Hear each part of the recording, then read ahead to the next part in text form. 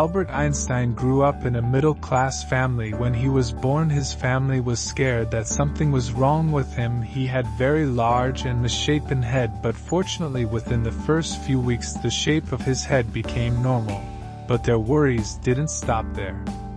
When he was very young, his parents thought he might be intellectually disabled because he was very slow to learn to talk and did not speak until he was 4 years old. At that time, he often formed full sentences in his thoughts but did not speak. He used to practice the sentences in his head, or with for them softly under his breath until he got them right, and then see them aloud. Many people believed Einstein would never succeed at anything. When he was 5 years old, his father showed him a simple pocket compass and Einstein was fascinated, and that was the beginning of his obsession with tires. He also began playing the violin at the age of 6 and would continue to play throughout his life at school. Einstein was a good student. Most of his grades were high and he was near the top of his class, but mainly because of math and science, so his grades depends mostly on his interest in the subject. When Einstein was only 10 years old, he started educating himself. By the age of 12, Einstein taught himself geometry,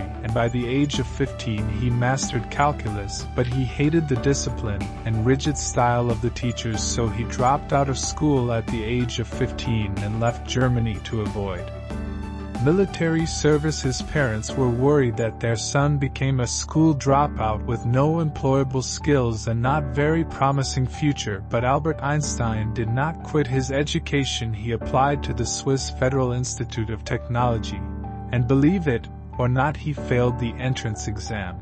Damn, Albert Einstein failed an exam while he wasn't prepared. He excelled at math and physics, but his knowledge of subjects other than that was not good, so he failed the exam and had to take it a second time, and then he was admitted there. He met his future wife. Me-level marriage. She was the only woman among the 6 students in that section. After finally graduating, he couldn't get a job in academia for almost a decade. Every one of his professors knew that Albert was brilliant, but they were also bothered by his rebellious and disobedience type, so they used to recommend him for various positions so the academic institutions wouldn't hire him. But the young Einstein needed money, so he got a job as a clerk in a patent office. The job was mostly mindless and very easy for Einstein, so he liked the job because he had so much free time to study and research while working there, and he developed his most important theories while working his boring job. He developed a theory of relativity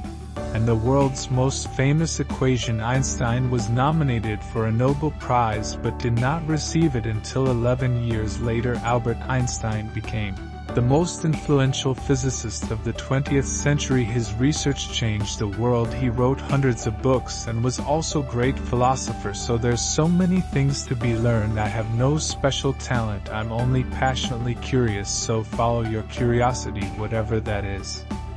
See where it goes. Never be afraid to question the world around you, and don't be afraid of failing and making mistakes along the way. A person who never made a mistake never tried anything new. There to discover and there to make mistakes. That's what divides successful people from unsuccessful. Stressful. Don't be afraid to conquer your fears, and don't be afraid to follow your passion. You don't have to be the next Einstein. Be the best you can be. So rise up tomorrow and become a person you would be proud of. The world is waiting for you. So what's your story?